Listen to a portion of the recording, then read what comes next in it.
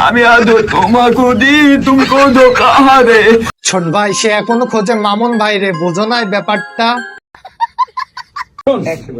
লাইলা, তুমি একটু পরে আসছিলা আমার কাছে, তুমি আমাকে কোনো রেসপন্স করো নাই। আমি এমন কষ্ট পাইছি যে কোনোদিন তোমাকে কিছুই বলতে পারবো না। আরে কি কষ্ট রে, কি ভালোবাসার কি বেদনা, কি কষ্ট। লাইলা তুমি কি পারলা, কেমনে পারলা এই গাঁজা করে কষ্ট দিতে এইভাবে? সবকিছু নিয়ে পাগলামি করা আসলে ঠিক না, কারণ ও যেরকম বললো যে বিষ খেয়ে ফেলবো বা বিষ তালাতে গেলাম, এগুলো তো ভয়াবহ একটা জিনিস, এগুলো করা উচিত না। কি বলেন আপা, এগুলো করা উচিত না? কেমনে কেমনে? সে মানলাম পাবনা থেকে ছাড়া পেয়ে সে পাগল হইতে পারে, তাই বলে কি তার কোনো ভালোবাসার অধিকার নাই? না, এটা কোনো পাগলামি না। না, এটা কোনো পাগলামি কথা না।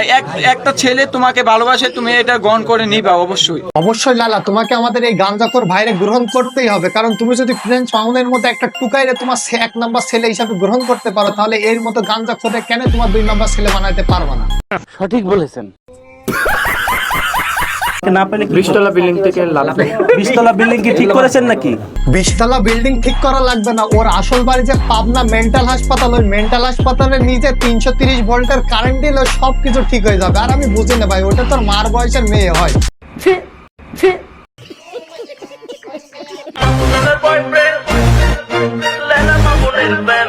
ভাই এইসব গান গেয়ে আর কোনো লাভ নাই, কারণ আপনার লাইলা আম্মার আরেকজন পটায় ফেলছে তার নাচের দ্বারা।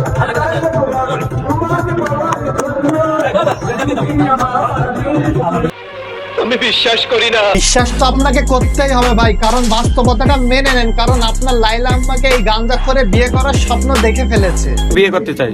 লালারে বিয়ে করবা? লালার যে মেয়ে আছে, সন্তান আছে? অসুবিধা নাই, এখন তো প্রিন্স মামুন নাই, এখন তো আমি ঢুকতে চাই। তো প্রিন্স মামুনের জায়গায় তো আরেকজন আসছে, এই ওর নামে একটা ছেলে। না, উনি তো পাত্র পাবে না, কিন্তু আমার মতন সুন্দর ছেলে হ্যাঁ দুনিয়াতে পাবে না।